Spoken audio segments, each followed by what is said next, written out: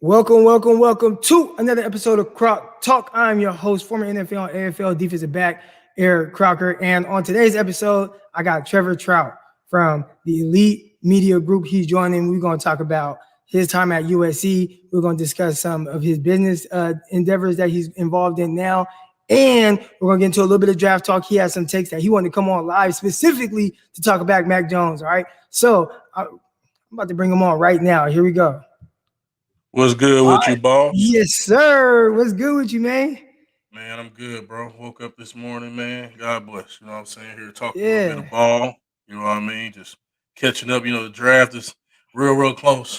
You know what I'm saying? We ain't never seen a boards go up and down like this in a while, man. Crazy, huh? I was thinking It's about gonna be that the other crazy, day. dog. And I'm like, this might be one of the most, as far as like the draft goes, Hmm. um, it can go either way. Like it's crazy. And I think there are a lot of people waiting to see who goes where, how high do certain people go, who's going to be the first receiver taken, where Kyle Pitts going to go. And I ain't even get into the Polarized. quarterbacks yet. You know what I'm saying? It's a polarizing. When you have polarizing quarterback classes, things like this happen. I don't think Right. we've seen anything like this in a very long time. Nah. But before we get into that, man, I wanted to kind of get into really, let people know who you are. You know what I'm saying? You're coming out, you went to USC. And first of all, you went to USC, but you're not from California or anywhere near California. Nah, You're man. from Ferguson, right? Yeah, man. Came all the way out here, bro. That's where I want to be at. Love So the school, bro. why? Because, bro, like it's a great school, but it's like, bro, like they put pros out here. I mean, like I said, I love the school. Like it's a great school, but it's a historic football program at USC. You know what I'm saying? Like, no, I go there, you're going against dudes who are going to make a lot of money playing football. It was a win-win. You know what Yeah, I'm saying? and I think even more than that, I mean, and I'm pretty sure you're aware of all this stuff now, but did you hear about the whole scandals and stuff going on? They got a whole show, a whole documentary on Netflix about like these famous people paying hundreds of thousands of dollars for their kids to get into USC to be able to go there.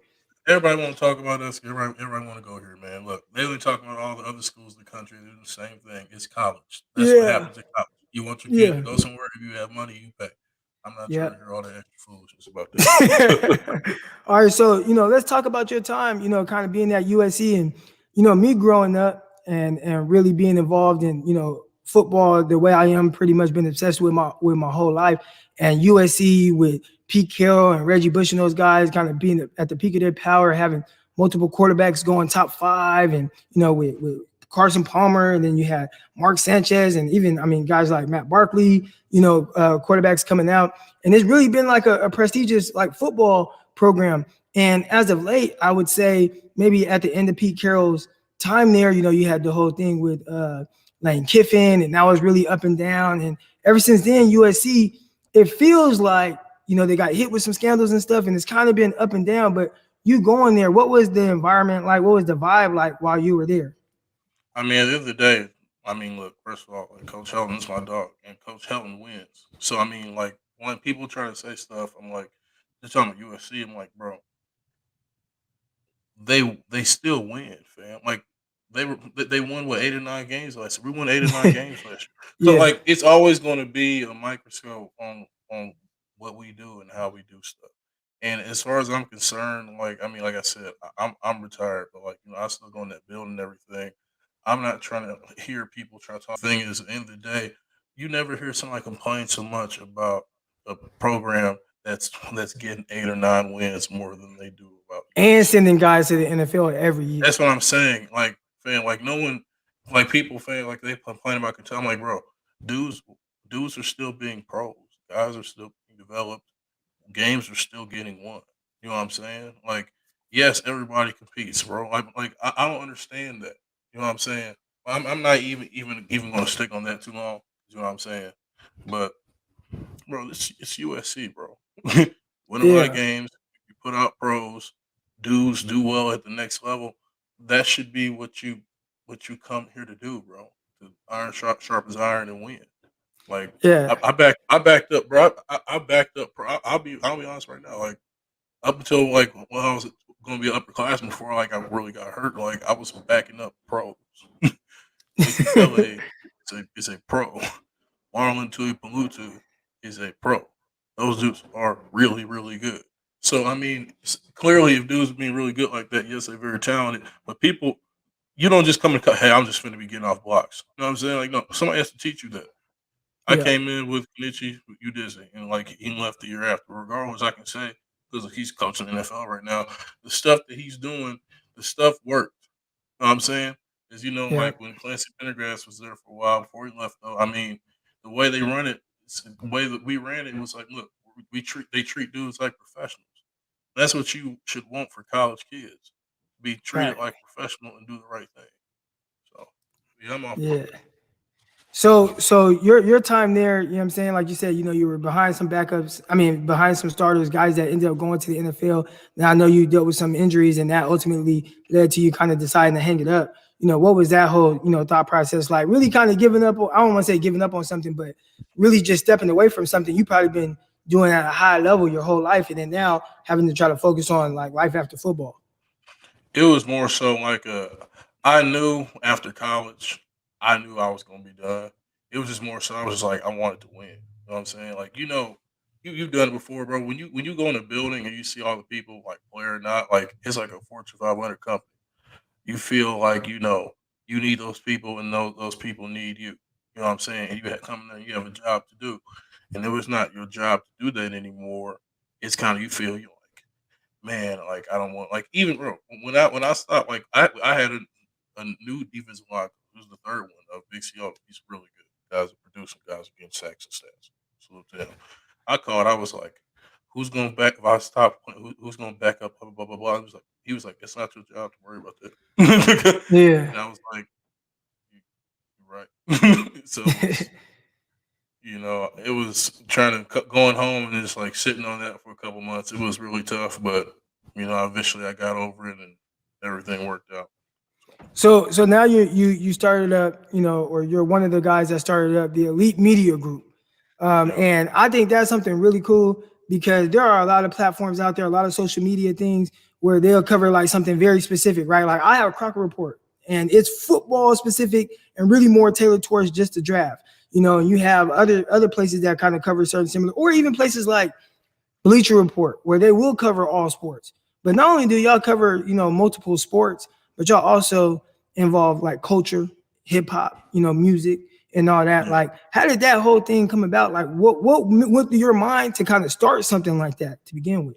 I think that's I real dope for real. all honesty, man, I was sitting in my little on campus apartment one summer. I was coming out of training one day. I was just like saw all these people on the timeline. It was really cool. I was like, and it was all black people. I was like, you know what? These are some really smart dudes. They all need to know each other. Like I need to put them in a place to just converse and just talk about stuff. You know what I'm saying? What they thinking, how things are going, whatever. And like I messaged them. I said, hey yo, like I'm about to make this chat with all you guys, this and that and the other. You should come in. I think it's gonna be really dope things. Place for lives. I mean black minds. I'm tripping. Just stir the pot. You know what I'm saying? See what's going on, what people think, what they do or whatever. Kind of just like a cool networking thing. It ended up becoming a bigger than I thought it would. You know what I'm Yeah. saying? And then it really did. Then around June, I was like, okay, we need to actually take this expertise we got and do something with it. And start an elite media group, and here we are, man. And so Here we are. what's your goals overall with the Elite Media Group? Honestly, man, all of our goals were just just to get everybody paid, man, and just build it up and hopefully just try to make some money off this if we can. Even if we don't, what I'm saying, this is a place for dudes who want to be creative. What I'm saying, get something out. This is a place where they can go, not be told no.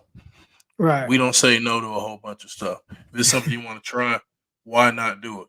Because if you don't do it, somebody else is going to do it.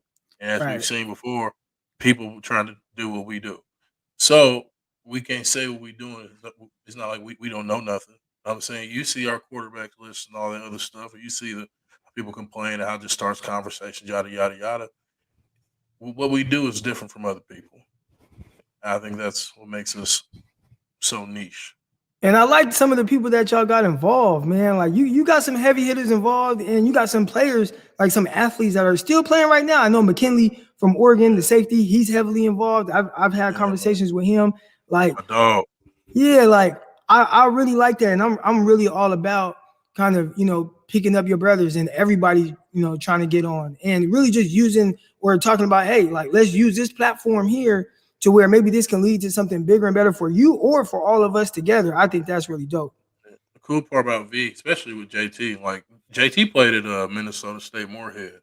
Yeah. So it's like he did that for a couple years. He looked, he was like, you know what? Like he was starting. He said, I got some other stuff I want to do. We was in high school, like, man, look, like people understand in the something like he knows some of these dudes, and some of them we played against them at some point. You know what I'm saying? So like when people do all this stuff, like they be doing about character issues, I'm like, yo, listen, I'm not hearing that. like Yeah. people doing this stuff with Michael Paul, like, oh, these all this. I'm like, bro, look, can you make the play? Can you just got that's what we're here to talk about, bro. All this other extra stuff, I'm not trying to hear that. You've been in the NFL, bro. Yeah. So you know. Like, bro, will you show up on Sundays, bro? Yeah, the character part, it's a bit overblown. I'd say the main thing that you want to know when you're investing any type of money in somebody is just, Right. are you gonna do your job? Like, Yes, okay, man. there might be some weird stuff you're into off off of the field, but when you show up and you come into that locker room, you know, am I gonna have all these issues with you? And are you gonna do your job? And not everybody's gonna be yes, sir, no, sir. Not everybody gonna be hella cool, but at the end of the day, I just need you to be focused on what we're doing on the field, make plays, and do your job. And I think that's the People part that people don't understand. It's a business. It's a business. people use some character issues, especially in the draft, because they want to be okay. How can I pay this kid at the least I possibly can? And Right. nobody wants to say that. And what happens is the media gets baited into thinking that's what it's about. That's never what it's about. Because if they don't want something to come out, it's not going to come out. But if you're Right. like, okay, pro, I can go get this linebacker at 17. Let me go put this on out here. They can go do that.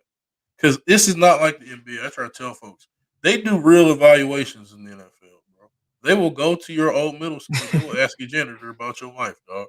You know how good they send that card with the logo and the Yeah. you already know what to talk about. So Yeah. everybody knows exactly what you did. They've done an entire research, bro. This stuff is years and years of information that's being worked into this. So when folks do this thing, like I said, like look, folks talking about even the Mac Jones DUI. They tried to pin 2 DUIs on him. He had 1 DUI. Bro, And there's stuff a from when bunch of he was a players. kid. Bro, there's a bunch of look. You know how this go, man. I'm trying to hear. Bro, we talking about the world of college football. I'm not trying to hear that. Can you Yeah. play?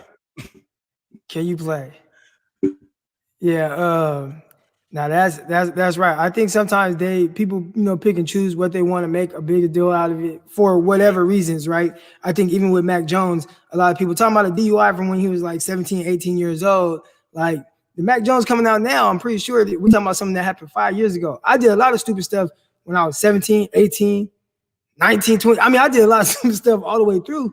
But even then, some of the things that I did when I was younger and more immature have nothing to do with who I am today. I think with Mac Jones, it's kind of the same where, I think people are trying to figure out different ways to pin character issues on him. Where it's like, dude, like, this stuff that happened 4 years ago. Man, look. And you talked about it the other day. Because I'll tell you this, like Justin Fields and Trevor Lawrence, it was literally them, 1, 2, and then JT in that mix. They've been the guys since we were 12. That is Right. not Oregon Ducks. They've been the guys since we were 12. Trevor, the first dude we've seen come along in a while. I'm not saying it's like a him thing. I'm just saying like he's remotely untouchable. You talked about that the other day. Yeah. It's not that like it's just bro. He's been that since forever. You know what I'm saying? But like you looking through this, you talking about Justin Fields, and people talk about Justin Fields, and they're like, he did that thing where like I don't know he couldn't get the starting job. I'm like, look, him not playing at Georgia and not starting had nothing to do with him. I need Right. that to be understood, bro. This is the University of Georgia.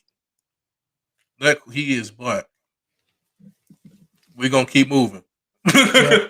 Yeah. Folks knew he was better, bro. I don't think there was anybody in the nation that doubted that. I think people really thought it was stupid that I don't want to say stupid. that they stuck with the quarterback that I had because he was winning there, but he was nowhere near as dynamic and really kind of held them back a little bit from being able to go as far as they could have went that year because that was a great team that they had. bro. But you got Well, they went with the guy that they have been have been the starter for that 2 years that's already. what I hate. That's what I hate when these dudes when they come out and they transfer and they do well and they say, "Man, they had this quarterback room. This dude really played." I'm like, bro, college football is a trust. Yeah, I need folks to understand that. Sometimes it's not always about who's better. It's about who can I trust to put in the game because my job is on the line. You feel what I'm saying? This affects my WP my win percentage well.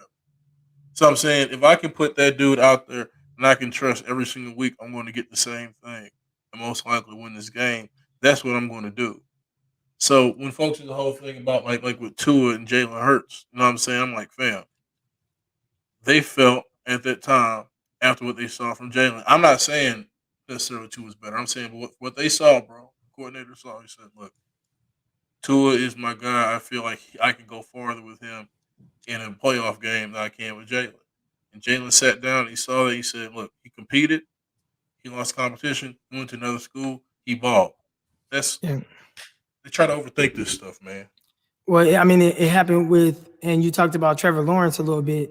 Trevor Lawrence didn't start day one at Clemson, and I think people kind of forget about that. They Exactly, had man. what Kelly Bryant that he Yep. ended up transferring to what like Missouri, right? Or With right? Mizzou, one thing I will say Yeah. though, we all knew KB was sitting down. Well, yeah, We but knew I'm what just Trevor saying was. from the standpoint of the fact that from day one, first game of the season, second game of the season, third game of the season, Kelly Bryant was a starter. And they came off a off a national championship game. I'm like, yo, you're going to trust your vet who's been there. Right. Like, it's not necessarily about a who's better thing there. You know what I'm saying? Right. Like, you get it, man. Yeah, well, You get somebody in the comments said, Tyrone Coleman in the comments, he said politics. And I think that sums it all up. Even at the NFL level, and we'll start getting into some of the draft and whatnot. But me being a guy coming from the Arena Football League and being at the very bottom, and D. Milliner being the ninth overall pick, I could have if been you better than D. Milliner, and it did if you not think matter. if you are a first round pick in the league, unless you out there really really screwing up, dog, you see in the second contract. Like And they giving that's you why every opportunity. you can achieve generational wealth off that first round stuff, dog. Yeah, Because I try to tell people about this too. I'm like, yo, everybody in the NFL don't like playing. Checks are right. great. Like, bro, it's just like your job. Like, fam, you getting hit every day. Hey, look, think about it. You went to college, bro. Folks don't want to be here. Like, bro, people talking about work. Like, why are all these dudes like coming out the pandemic? See, how come a bunch of them dudes finna get hurt? I'm like, bro, because this is the first time in their life that they had a real off season to sit and do nothing, and no one made them go anywhere. Right. Folks are finna get hurt. Like, it's just like you already know the deal, bro. Like, Yeah. So let's get into some of this draft talk a little bit. And I know you had hit me. It was like, we got to talk about Mac Jones. So the floor is yours. What's on your mind? I Mac don't Jones, want quarterback out of Alabama. I don't want Niner fans to be mad if they take him. And because the thing people don't understand, like I said, I know you said if they take Justin Fields, I know you want Justin Fields. I Yeah, like both of them. I know we want Justin Fields. I think the reason, but why you like Mac Jones, I mean, why you like Justin Fields, and why other people like Justin Fields over Mac are two completely different things. Because the thing is with Mac is if you put him in there, they gonna only win. Okay, they gonna still win 8 to 10 games. yeah, You saw it. If you put Justin in there, you like okay, they can win 8 to 10 games. I feel like in about 2 years, 3 years, they could take it all away because the right, type of player he is and the type of instincts he has. You know what I'm saying? He's not just that typical robot quarterback. You can take him, build him up, and teach him things. And Kyle's like, okay, I can make Justin what I really want him to be. You and know what I'm not just saying? Justin too. Trey Lance. I mean, you can kind of throw Trey Lance into that discussion as far as having that type of capability. But Shout out John Rivers, like he says, bro. The NFL is about physical tools, bro. We do not care how much you won in college. Folks not tripping off college stats. Does your stuff translate to this league? And right, Trey Lance stuff, like I said, 2 years, sometimes three. You teach dudes stuff, bro, and they just become completely different players, man. Like Mac Jones is not. Here's why I protect Mac Jones, because Mac Jones is not your physical tools guy. And the thing is that when we talk about this stuff, and all the quarterbacks in this draft class, they have all of those, and he doesn't have a bunch of those. But I need people to look at it this way: the NFL, the game of the NFL, the guys who win at the highest level, that game is still played under center. Yep. The game's still played under center. And what's happening in colleges, a lot of kids don't have to go under center anymore. They just don't. So then they come to the league, and coaches are like, okay, cool, we're spreading this out anyway. But I mean, you can't even make them do it because they never had to. Even in high school, they didn't have to do it. Mac always did that. Right. Mac knows how to go. We finna go out 12 or 22 personnel. I know when to hand the ball off. I know when to look. You're gonna give me these quick 3 RPO plays so I can get in rhythm. And the ring, look, his arm's not the strongest. The ball, as you said it, the ball gets there. The ball gets there. One thing I'll say about Mac Jones, like I said, we watch. I'm not calling him Tom Brady. That's not what I'm doing. I need people to understand that. That's not what I'm doing. I need y'all to look at in the NFL the quarterbacks that win at the highest level, how they win games, and the way he plays the game. That's high level football. That's winning football. He plays a winning brand of football. But here we He go. does. Just me playing devil's advocate. All right. Okay. There are other quarterbacks in the league aside from Tom Brady. They're kind of similar to that aren't having as much success. Now, obviously, we can point to Tom Brady. We can point to Drew Brees, right? Yeah. But when you kind of look at the landscape of the rest of the NFL and the way it's going, it seems like almost the guys that play more that style of brand are kind of hitting a certain level of kind of needing a lot of good things around them because of how advanced defenses are now, right? So you look at guys who I know when we talk about Mac Jones, everybody wants to bring up Tom Brady, but I think you talk about other guys like Andy Dalton. You could talk about Andy Dalton started a long time in the league. Like most right. people try to act like he was a bust. I'm like, fam, look how long he He's started in won. the NFL and he won games. He's won a lot. He went to the playoffs several times. Now, I don't think he won the playoff game, but he went to the playoffs several times. And you knew with the Bengals having him at quarterback, they were going to be good. But I think he was missing that one thing There was a ceiling to change games and take his team over the top. And I think sometimes that's what people are worried about with guys like Mac Jones, where it's like, Mac, the team can only take you so far. Are you going to be able to go above the X's and O's? And from that standpoint, I think that's where he might get in trouble. Now, again, I'm with you. I'm if the 49ers draft Mac Jones, I won't be mad. I would just be like, damn, you drafted Mac Jones over somebody with higher potential. But at the end of the day, with all these guys, you don't know what you're going to get. Mac Jones could very well be the best quarterback in this class. He's going to the best situation. Like, you never know. But the one thing I do know if he wasn't going to the night, like for him, I like the Patriots and I like the Niners.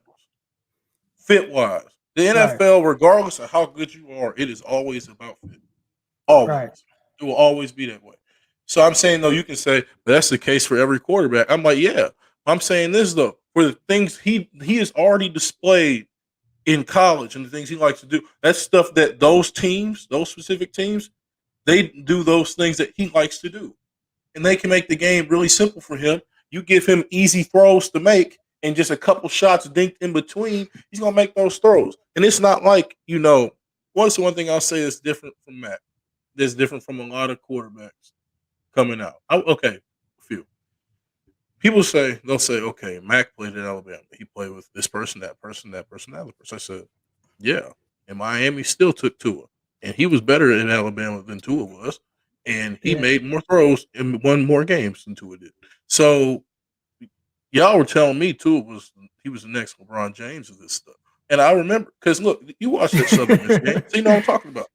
I see Mac Jones play. Mac Jones has film. One thing I'll say about him, when pressure is coming, his eyes stay up, his cleats stay dug in the ground, hips down, shoulders down, eyes down the field, and the ball's getting thrown. A lot of these dudes in college, I'm finna go turn my other opposite shoulder. I'm gonna run this way, instead of keeping my eyes, like keeping my feet down, you know what I'm saying? This way, they're gonna turn and they're gonna run and they're gonna twerk their whole body the other direction. Like that thing Pat Mahomes did in the Super Bowl that y'all don't hold him accountable for. Like Mac Jones, he gonna get the ball off. He gonna get the ball in the vicinity where it needs to be. Right. And folks, and look, it's gonna be a catchable ball. You're not finna get these Justin Fields those rockets. You're not finna get a rocket from that. Yeah. I'm sorry, you just not. You're not finna get a bunch of athletic plays from that. And you know what? In the NFL, not having that today, that could potentially lose you some games. But when you looking at dudes, you evaluate and you say, okay, I need something good to compete right now. People talk about the better pick and then talking about the safer pick. It's not like you're in a situation with the Niners was like, okay, we have to blow everything up because we have to win. Like I'm saying, this is their window. This defense they have is phenomenal. It's phenomenal. Bro, I look at Javon Kinlaw, I'm like, yo, this was a reserve nose. And I knew he was that good. You know why? Because Javon gets off blocks. You give them great defense. Then you have great guys on the perimeter. And the thing is, I know with the Niners that they will give Mac easy throws for him to make. Yeah. And he knows when to hand the ball off. He knows when to check out of stuff. You know what I'm saying? I've seen him take hits. You know what I mean? He's ready, fam. But like I'm saying, though, I hate when people try to say, as you were talking about, if they take Mac Jones, it's man, we got to riot. Like, no. If we take Trey Lance, man, we got to riot. Why? When do you feel like you guys are going to be ready to win? I'm like, this is not. Because winning is hard in that league. Yeah. It's very hard, fam.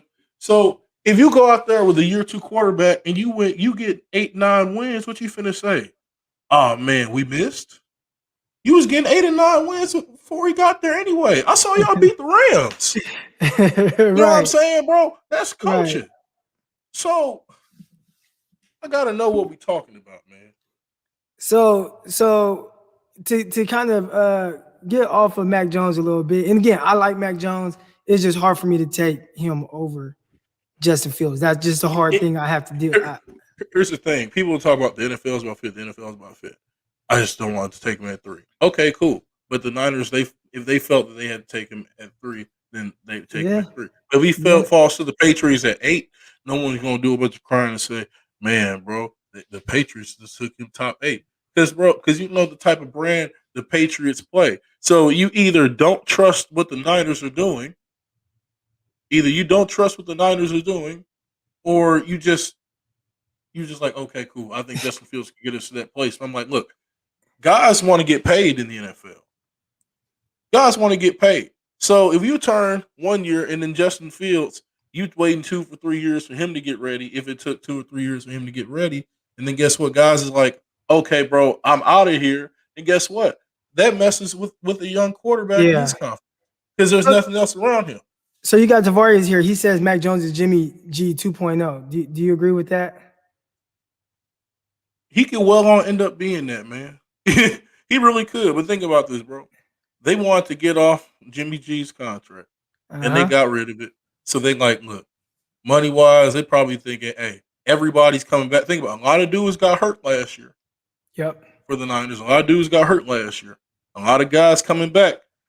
Jimmy G, y'all, like I said, I know he's mid. Somehow they got him to a Super Bowl game. Right. It's high-level coaching. You know what I'm saying? And Super Bowls don't just happen, fellas. They don't just happen. So, I mean, it is what it is. Oh, so we got a question here from Jared Taylor. And he says that he said my co-host, man. Oh, that's your dog. Okay, so he said discuss Sam Darnold. All right. So let me give my opinion real quick of Sam Darnold. And I'll say I think what happens to Sam Darnold is unfortunate because it happens to a lot of young quarterbacks, right? They are young and they have this ability, right? And I know you were at USC and everything, but they're young, they have this ability, and kind of USC from his redshirt freshman year to his redshirt sophomore year, they lost a lot of pieces, and there was some banged up. I want to say like the offensive line, they lost the receivers, Rodgers and Juju Smith, and you kind of had to lean on Barnett being the guy. Then I know you had the running back. Was Rojo there his redshirt sophomore year? So you had like, Rojo, yeah, and I feel like Carr. I feel like Carr been there for hella years, and I liked him more earlier than late. But anyways, I don't want you. You don't got to touch on that. But with Sam Darnold, I feel like in that last year, the offensive line was a little hit and miss at USC, and he kind of got destroyed against Ohio State. And you know that when you have to kind of play that brand of hero football, there's going to be some good, there's going to be some bad, right? And it looked like that last year he played good enough hero football to get them to that big game, but it just seemed like, damn, kind of just ran out a little bit at the end. But then he goes to the Jets. He gets drafted third overall, right? And to me, he goes to arguably the worst. He goes to the worst situation in all of the NFL. And people expect him to, hey, go save the New York Jets. And you got all that pressure from the media and what New York is and that whole atmosphere out there. And you got the worst O-line every year that he's been there, or top 3 worst in the league, according to like PFF. You got no weapons really outside of Robbie Anderson. And Robbie Anderson ended up, that's your main guy, and then you let him walk. And it's like, what do y'all really expect for Sam Darnold to do? He got drafted by one staff. They got fired after his rookie year. Then you bring in another staff, Adam Gase. He don't do nothing to help him. So I think it's tough. And he's probably has kind of developed a lot of bad habits over the years, having so much on his shoulders, having to play so much hero ball, not having any weapons around him. Do you think we've seen what Sam Darnold is going to be from here on out, or do you think the best is yet to come as when Joe Brady gets his hands on him and he has more weapons in Carolina? The best is yet to come. This, like I said, this goes back to our quarterback talk. Like folks say, "Oh, we get," and luckily it looks like it's going to be a new day with the Giants with Robert Saleh the way they trend. People say, "Hey, yo, like we need Zach Wilson." Just hands like, we want Zach Wilson." I'm like, there's not a throw Zach Wilson had in college that Sam Darnold did not make. Not one, if not more. Folks are the same pro. And I don't even put stock in the pro days. Remember Sam Darnold's pro day in the rain? Made all the sense. So, like, Yeah. you know what I'm saying? The one thing I'll say, I think the former center for the Jets said is that, they didn't let Sam ad lib the same ways he did before. You know what I'm saying? Just for let him get comfortable. Like NFL ad libbing and college ad libbing is two different things. The thing is, though, it was so robotic. Where like they were basically telling him, "Hey, this is the way you got to play." One of the rare times we got to see Sam Darnold say, "Okay, I'm going to be able to go ahead and just free ball this and go win games."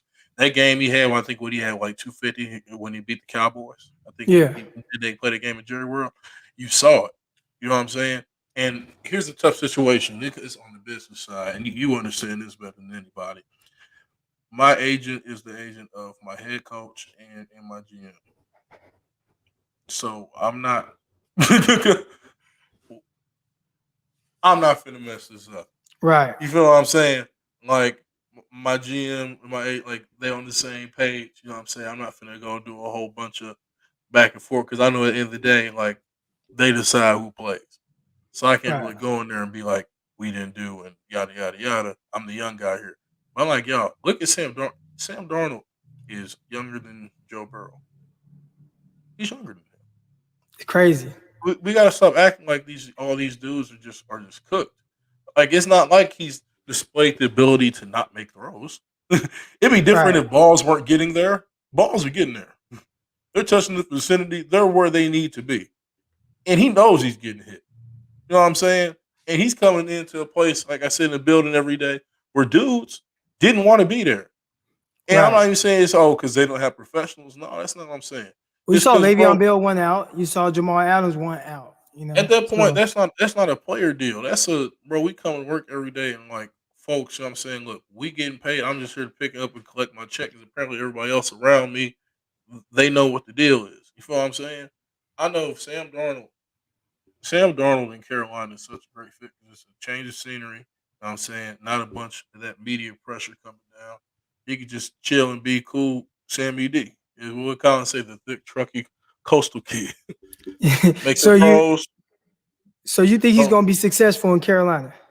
yes, bro. Because I like with Joe Brady. Joe Brady, he knows how to hit shots. Yeah. If he gonna do anything, bro, he had Terry Bridgewater out there hitting shots. You feel what I'm saying? Dudes was getting their catches, dudes was getting their yards, and Sam gonna be one of those dudes where he's athletic enough. to extend those plays like a lot of dudes don't extend plays. It's Right. gonna take a while because he's never had that type of freedom before, where someone's gonna be able to tell him, okay, we got concepts and we got smash concepts and everything, stuff that you really love. Joe Brady gonna come there. He going, okay, Sam, what do you like? Sam go, I like this, and this. He gonna bring him 25 plays and say, pick 10 of these that you really like, and we finna run all these on third down. You going, bet for real? Yeah. What about throw a pick? You gonna be all right if you throw a pick. Is this right? You gonna hit at least 3 of these shots, and we gonna be up 17. He'll be like, Yeah. damn, for real? He gonna be like, yeah. Yeah.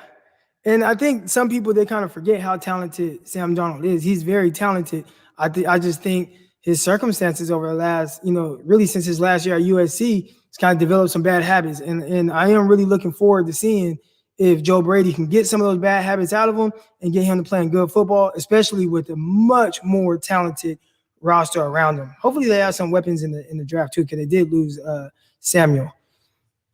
They did, man. I mean, Yeah. look, I think it's still gonna take 2 years because it's gonna be an acclimation. 'Cause he's playing a different type of football than he's ever had to play. But I can't say it can't work because, like I said, we've seen glimpses of him win. You know what I'm saying? And the way he won. Like, it wasn't just it's a team win today. No, we won because Sammy D went out there and did that thing. Because, NFL got, how they'll do it. Especially in the corner state, they're like, man, this kid sucks because this and that and the other. No, y'all think he sucks. Y'all think he sucks because y'all remember what y'all were told he was coming out.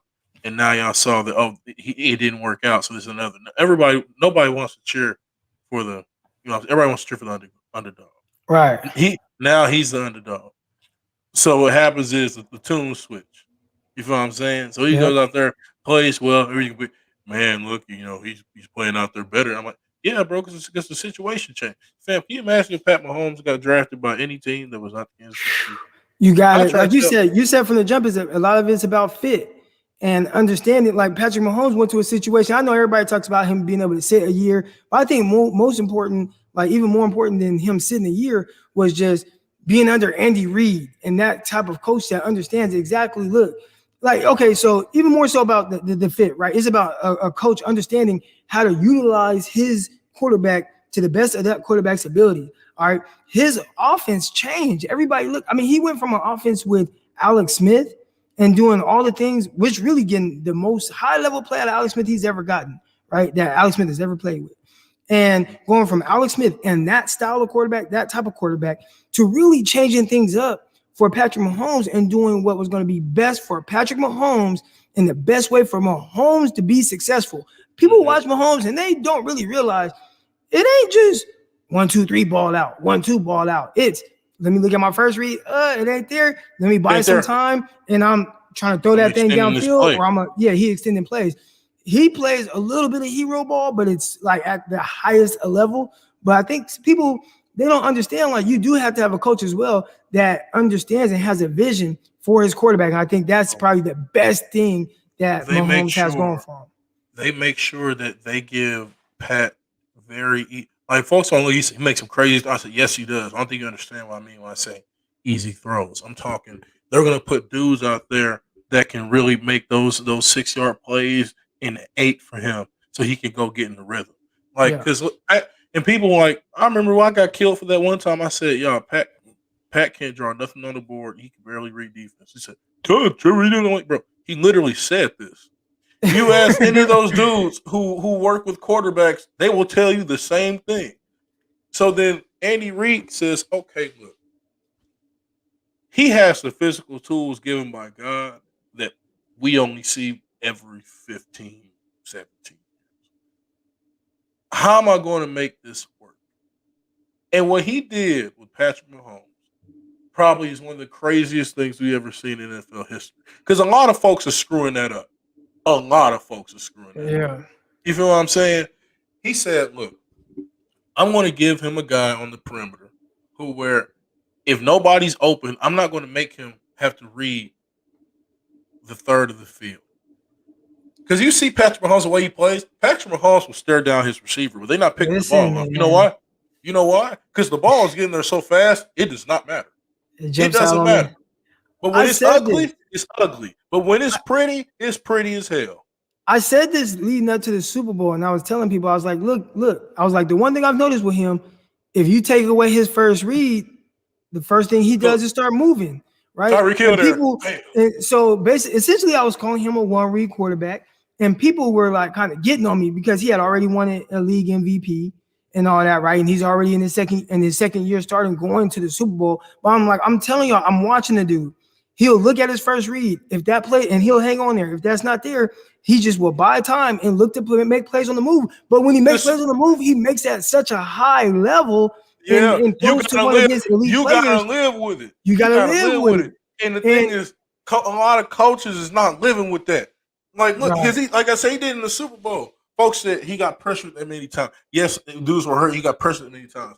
There was plays where that first read, that first read, Tyreek Hill. It's tough having your first read be a 5'10" receiver who's out there, bro, and he's out there playing that 2 spot and the safety coming down. He said, nobody is here. There was 2 guys open. You remember, there was 2 guys open. He says, I'm going to roll out. I'm going to turn back. And I'm not going to keep my – this was really bad football. I'm just going to have people just have to hear what that is. I'm going to talk about this play. He said, instead of looking, staring, okay, cool, 1, 2, okay, cool, nothing's there. Is what it is. Instead of stepping up, instead of just sitting looking at the second read, he turned his whole body and he torqued it, and it's like a baseball shot pitch. And it's like you look at it from any other way you talk. If you play at any high level, it's like that is horrible. But that is horrible. But his physical tool, you're not finna make him do it no other way. Because if you make him do it any other way, it's gonna look bad. Yeah. But it's also going to be the way you win games is going to be the same way you lose those games. Right. That's how come that contract they got him in, that 360 deal is fantastic because you can make sure you can pay all those other dudes. Yep.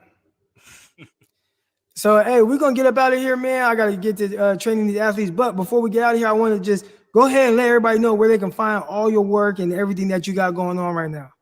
Appreciate it, man. Look, hey. Check Faders, you gotta tap in with us, bro. You gotta tap in with us, man. You feel what I'm saying? Like real talk. We looking at Croc. We like, man, all these people on this app talking about football. By the way, I'm making sure this known. My gang here in Elite, we don't mess with these other folks putting grades on cats.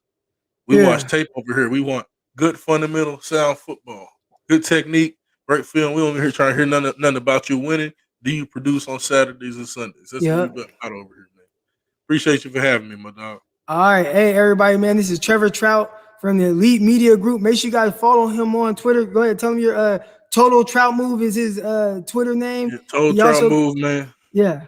And then follow at the Elite Media, man. Check us out. You know what I'm saying? A lot of cool stuff on there. The Elite Media Group, man. Make sure y'all check it out. They got a lot of things going on from, football, basketball. They talking about some hit, music and things like that. So really love what y'all doing, man. Hey, appreciate you for coming on today. Thank you for your time, bro. For sure, my boss. All right. I'll let you. All right, everybody, man. Thank you guys for joining today. That's going to do it for today's episode of Croc Talk. Check it next time. I'm going to start having more guests come on, man. Start talking with y'all, just rap about different things. I will have some NFL guys coming on before the draft to kind of talk about some of their draft experiences. All right, so make sure you guys check back in here. Subscribe. Make sure you guys like this video. Punch that like. All right, subscribe, Croc Talk TV. Subscribe to the Patreon, patreon.com/Croc Talk. I'll see y'all next time. Peace.